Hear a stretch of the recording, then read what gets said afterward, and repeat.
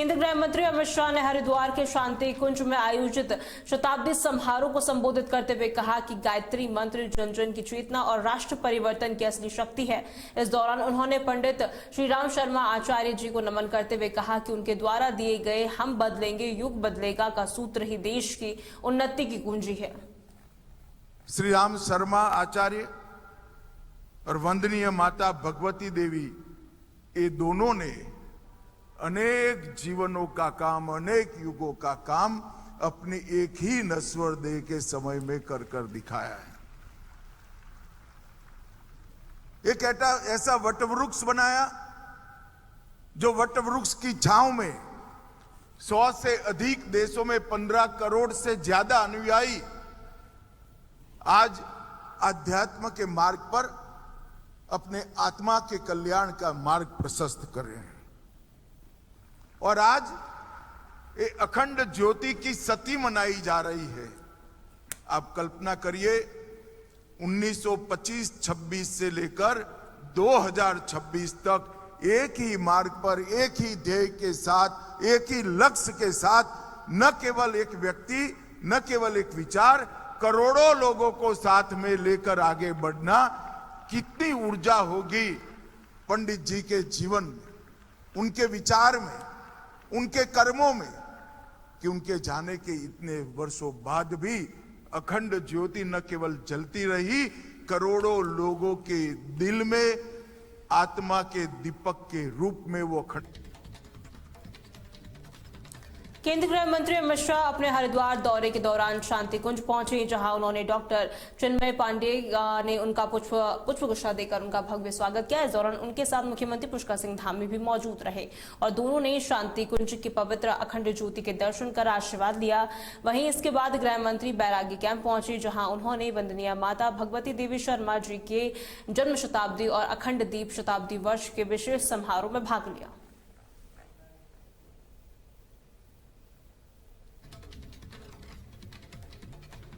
मुख्यमंत्री पुष्कर सिंह धामी की पहल पर गैडसन में एक बहुउद्देश्यीय शिविर का आयोजन किया गया, जिसकी अध्यक्षता सीडीओ ने की है। आपको बता दें, वहीं इस शिविर का मुख्य लक्ष्य ग्रामीणों की समस्याओं का समाधान करना और उन्हें सरकारी योजनाओं का लाभ देना था। इस दौरान कुल 65 शिकायतें प्राप्त हुई, जिनमें से अधिकांश का मौके पर निस्तारण किया गया। मेरा नाम राजेश चंद्र गौड़ है। मैंने मशरूम उत्पादन कर उद्यान विभाग से जो है मशरूम के बैग लिए और अपने आजीविका चलाने में सफल उत्पादन करके मुझे रोजगार सृजन करने में सहायता प्रदान हुई और इसका श्रेय गृह मंत्री अमित शाह ने हरिद्वार पहुंचकर हरिहर आश्रम में आचार्य महामंडलेश्वर स्वामी अवधेशानंद गिरी और अन्य वरिष्ठ साधु संतों से मुलाकात की। वहीं इस मुलाकात के दौरान गृह मंत्री और संतों के बीच देश की प्रगति, आंतरिक सुरक्षा और सनातन धर्म से जुड़े विभिन्न विषयों पर चर्चा की गई। आपको बता दें, इसके साथ ही गृह मंत्री ने आश्रम में कुछ समय बिताया और धार्मिक रीति रिवाजों के साथ संतों का आशीर्वाद लिया।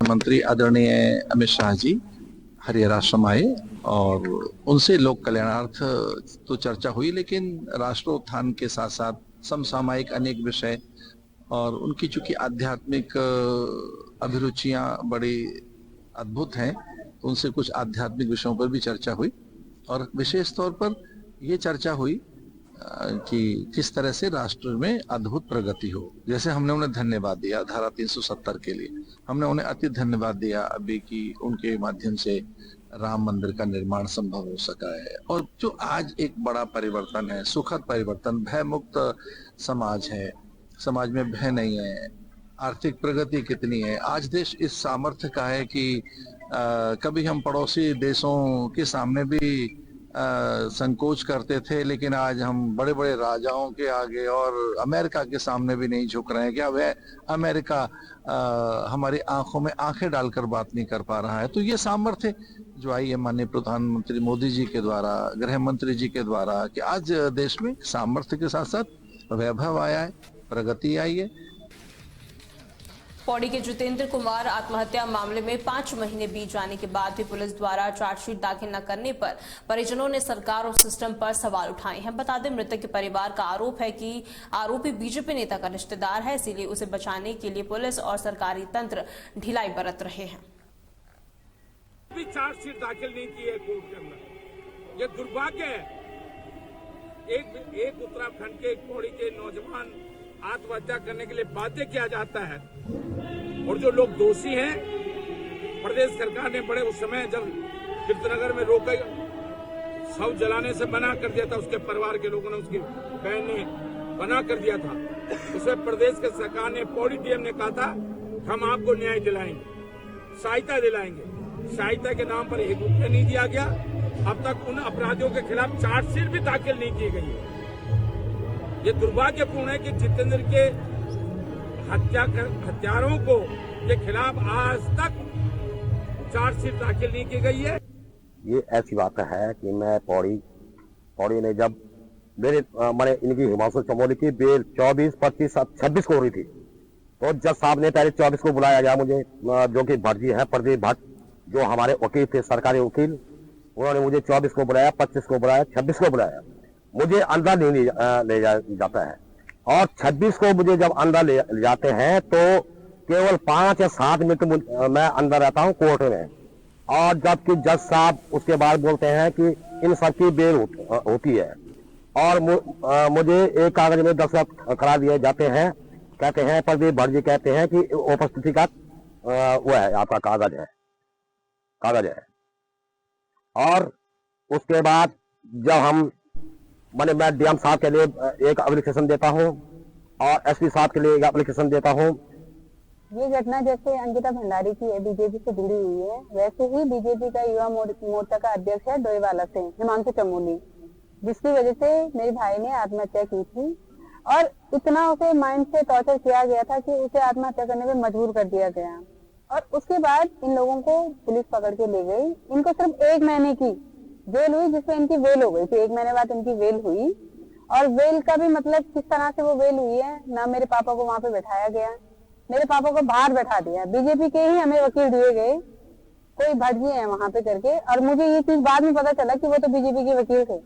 पुलिस ने मुझे बोला, मैंने जब ये सवाल उनसे पूछा कि भाई उनकी बेल कैसे हो गई, तो पुलिस ने बोला क्योंकि तुम्हारे जो वकील उन्होंने डिफेक्ट किया ही नहीं, वहां पे उन्होंने ऑब्जेक्शन ही नहीं उठाया बेल पे। तब मुझे पता चला कि जो वकील ही है वो बीजेपी से हैं, तो वो क्यों फिर हमारा वो वहां पे वो सहयोग करते हैं। और आज 4 महीने से भी ऊपर ये चीज हो चुकी है, अभी तक पुलिस ने चार्जशीट कोर्ट में नहीं डाली है। मैं हामी जी के धामी जी तो बहुत बड़ी मदद करेला, हमारी एकता ने हम तो देखेली, हमारे घर एकता हमारे जत का मदद करेली। मैं धामी जी से ई बोल सबसे पहली बात ई थी कि मेरे नाम का जीर्ण अधिकार नहीं छो, ये दुनिया में एक बात होनी चाहिए बड़ी। अगर जब मेरे नाम इतना घटना हुई भी कि हिमांशु चमोली वे विजय वर्मा की जवान थी, हिमांशु चमोली कैलाश विजय वर्मा, मैं नीचे बोल भी नहीं सकता, वे जवान थी वो, और वे कहीं वे का सारा सपूत मिटे ना चल। और हमारे दगड़ी में इतना अन्याय क्लियर होना थे कि हमने मुख्यमंत्री धामी तो कर हम लेटर लेके दिए नहीं, कर हम इन वीडियो बनाए थे डाली कि जो लोग हर जन जाते उनके कोई जीवन अधिकार नहीं, उनके कोई कानून नहीं थे। कोर्ट में जाना था कोई वकील वे पकड़ना तो तैयार नहीं होना था, हम वकील बदलू चाह वे वकील हमारे इधर घोटाला करी वे दिन कि जो मेरा हारिम थे बुले यार भीतर नहीं ली कि बुले इतने सीधा बुले कि तुम ये कागज में दस्तखत कर पढ़ने तक नहीं दे कागज तने, और वो बोले कि तुम्हारे उपसाते। उस संबंध में मैं आपको बताना चाह रहा हूं क्योंकि विवेचना पर उच्च अधिकारियों द्वारा विशेष दृष्टि रखी जा रही है, मॉनिटरिंग की जा रही है, उसमें देखा जा रहा है, और उसमें यह रह रहा है कि विवेचना में किसी प्रकार की कोई कमी ना हो जिससे कि अभियुक्त पक्ष को किसी तरह का भी लाभ मिल सके। इस संदर्भ में अभी जो उनके आरोपी के जो FSL चंडीगढ़ में मोबाइल भेजा गया और मृतक का भी मोबाइल भेजा गया, उसकी अभी रिपोर्ट आनी अपेक्षित है। उसके आने के बाद तत्काल इसमें प्रेषित कर दी जाएगी।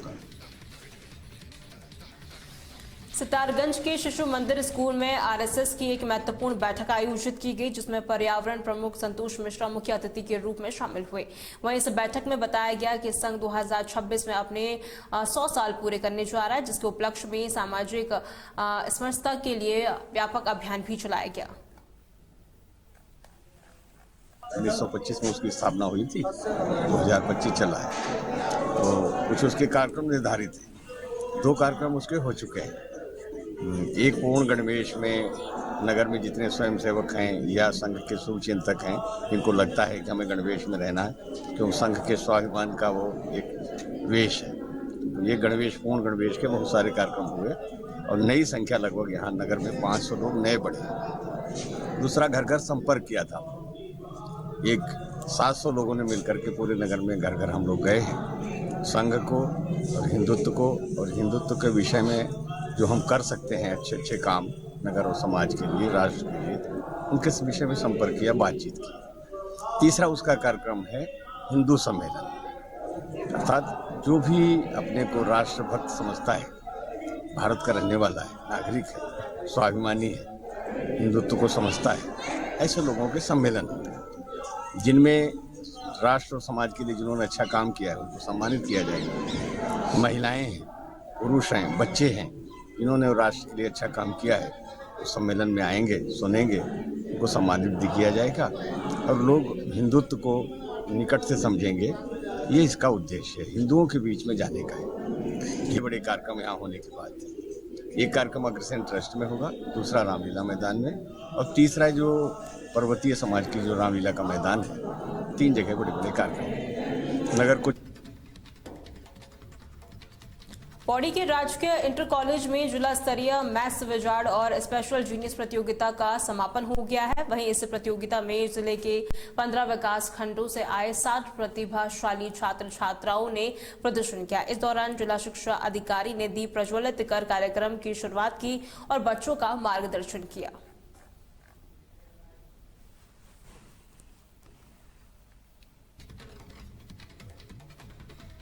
लक्सर के कुड़ी भगवानपुर गांव में जमीन के विवाद को लेकर 2 पक्षों के बीच जमकर मारपीट हुई, जिसमें 3 लोग गंभीर रूप से घायल हो गए।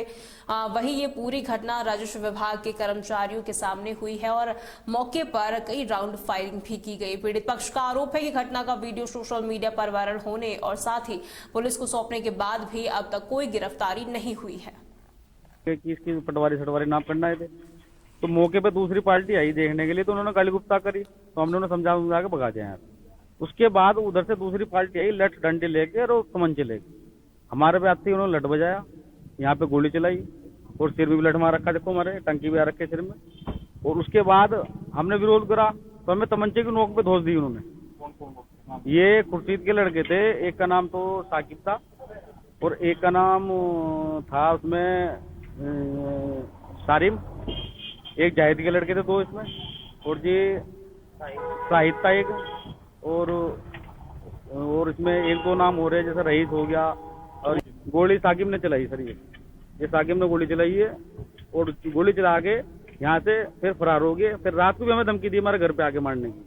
हमला किया था सर, यहाँ पे कानून वगैरह आए थे, हम उनके पीछे पीछे चले गए। उन्होंने दूसरी पार्टी से इनसे वो मांगी, उससे जो है कागज वगैरह, और जो है हम वहाँ पे खड़े थे, उन्होंने हमें देख के जो है ना गाली गुप्पाड़ दी और फिर वे यहाँ से चले गए। जाने के बाद में फिर उधर से इकट्ठे हो गए।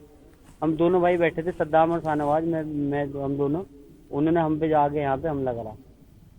फिर उन्होंने जो ना हमारे पे जो है भाई डंडे वंडे से भी वार किया और हम 2 ही थे बस, वे 6 थे। जी। फिर उन्होंने जो है ना यहाँ पे गोली भी चलाई, भाई गोली चलाई वहाँ सर, गोली चला के इधर को भाग गए। गोली चलाने वाला तो एक ही बंदा था, बाकी 5-6 लोग थे। पहले यहाँ लड़ाई झगड़ा हुआ, हम तो बाद में जब पौड़ी में आयोजित राज्य स्तरीय फुटबॉल प्रतियोगिता के 5वें दिन हजारों की संख्या में दर्शकों की भीड़ उमड़ी।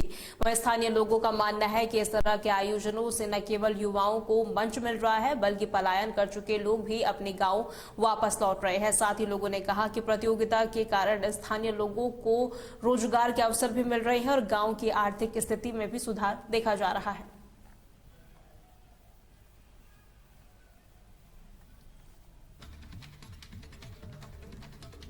वहीं सत्तारगंज के रामलीला ग्राउंड में अयोध्या धाम की प्राण प्रतिष्ठा की वर्षगांठ के उपलक्ष्य में भव्य राम कथा का शुभारंभ किया गया।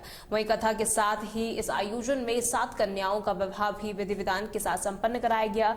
इस दौरान आयोजक संतोष गुप्ता ने बताया कि हर 3 साल में होने वाले इस आयोजन के लिए गुरुवार को नगर में भव्य कलश यात्रा निकाली गई, जिसके बाद विद्वानों द्वारा पूजा पाठ शुरू हुआ।